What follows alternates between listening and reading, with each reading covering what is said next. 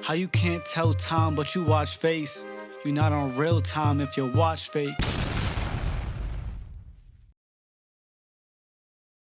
What's up, y'all? It's JP, and today we're giving y'all the highly requested breakdown of beating a 2-3 zone with the inside center. You're gonna see some of the same themes from our last video on 2-3s, but with a couple of tweaks this time. I'm gonna give a more clear description of how to break down the zone, which leads to the other team being forced to play a different type of defense. I'll also go over the key spots that you want to attack in a team zone, as well as the different options that are available when you attack properly. We've been reading the comments, so I want to make sure that everything is as clear as possible for you guys. Also, keep in mind that you may know some or even all of the information that we're going to give out today, but there's still other players out there that need to understand these principles. So it's important for us to try and help everybody out, because the goal is to improve everyone's experience from casual player to comp player. Now, with that being said, let's get into the clips. I'm going to start off with the two ways that inside centers can score on a 2-3 zone. The first being a post up in the middle. Now don't be like me here and running around near him. Guards should be on opposite wings and both corners should be filled while the center works one-on-one. This option applies only if your center has this ability. If not, then this next one is your other option. And all it really is him slipping off screens or handoffs when the defense plays high. If you space the floor on a 2-3, meaning like I said, both wings filled and both corners filled while using a screen, then the defense is going to be forced to guard the pick and roll like it's a man-to-man defense, and from there your center can find easy points off the pick and roll. Now these two clips here are really just to emphasize my last point about pick and rolls and the spacing. If the 2-3 is guarding your shooter on the wing and guarding both of your corners, it will look as if they're playing a man, which for pick and rolls is easy money. I get 2 easy mid-range pull-ups off this pick just due to proper spacing and attacking the middle of their zone. Remember, they're still in a 2-3. It's our spacing that breaks them down into playing more of a matchup zone, which for pick and roll offense is an easy option for scoring. Now, I'm going to pause for a second because I want to explain how to use your center to create space against these zones even though he can't shoot. Remember to space the floor like I said previously and have your center in the middle of the court whether he's screening or not. So I take the screen and then hit my center, and since he can't shoot, the other center drops on every cut like you see here. What this does is open the option for this handoff right here and an open mid-range jump shot for me. What you have to realize is most people playing 2-3 don't play it right. They always leave spaces open in their defense. Using your center in the middle for these handoff mid-ranges works very well against zones, and I'll show you another play with it. In this one, we call another cut from the corner, and again, the center drops from the free throw line. When my teammate catches, he instantly hits my center in the middle, who gives me the handoff, which acts like a screen in this sense, giving me enough space for this pull-up. This handoff play works so well because the other center is always going to play low on cuts because we have an inside center that can't shoot, which creates a 2-on-1 opportunity for me off of this handoff. Now let's branch into the next option. If the other team's big starts to step up to guard your center at the free throw line or in the middle, now is when you start calling your cuts. We had an AI here, so he cut first, but after he clears out, you see the easy backdoor from my other teammate right here. If you force the center to guard the middle because of screens or these handoffs, it opens up your backdoor cuts all day. Now after you start running these backdoor cuts, you're gonna see that the next option for your center is to make a read to the open shooter. Right here, I wrap around my center and then cut, which causes the defense to overreact to it, leaving my wing shooter wide open.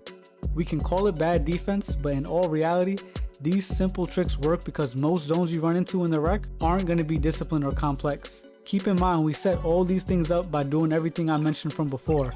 By attacking the middle with the screen or a handoff, we get the defense to play higher in the middle. Then when the defense steps up, that's when my center catches and start throwing back doors. After that, like I said just now, we start making the passes to shooters when they overreact to these cuts. These things will break a team's zone, forcing them to switch their defense.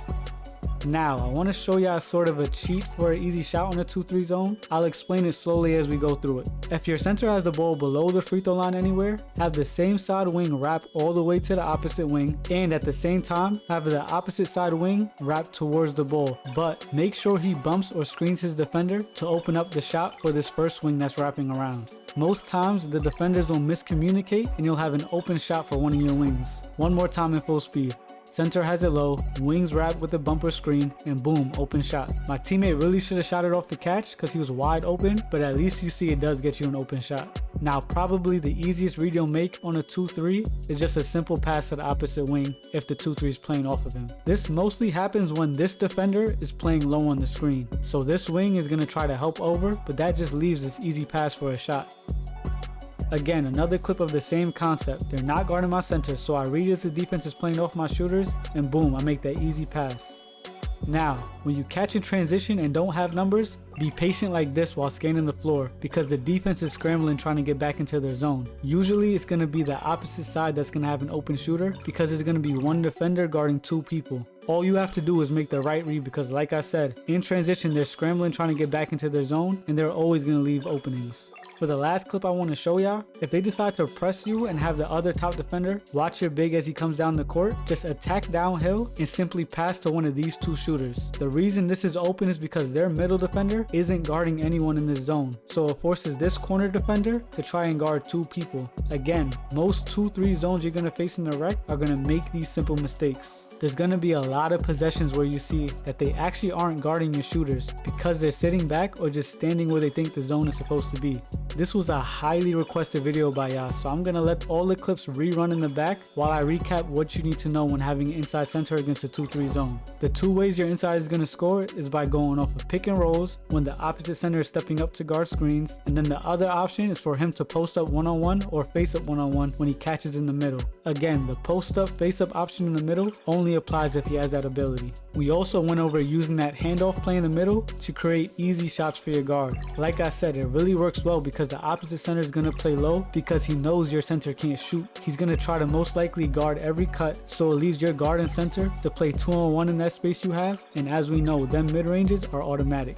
Then when they start guarding your center in the middle when he catches, that's when you start calling cuts because now you have the rim protector outside of the paint. Now, with the rim protector stepping up or outside of the paint, it's going to start causing them to overreact to cuts, which opens up easy passes to shooters like we mentioned. It's actually kinda elite how sequential this is, because when they try to make an adjustment, you'll just have an easy counter option almost every time.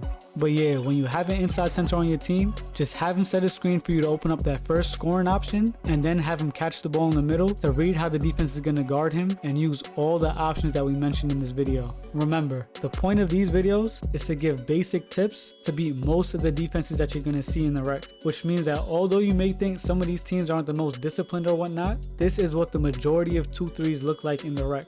Like usual though y'all, I hope y'all enjoyed this video and that I explained everything clearly. Drop a comment for what y'all want to see next. We got the defensive tips video in the works right now, but we're always willing to listen to y'all. With that being said though, like, comment, subscribe, and I'ma see y'all in the next one.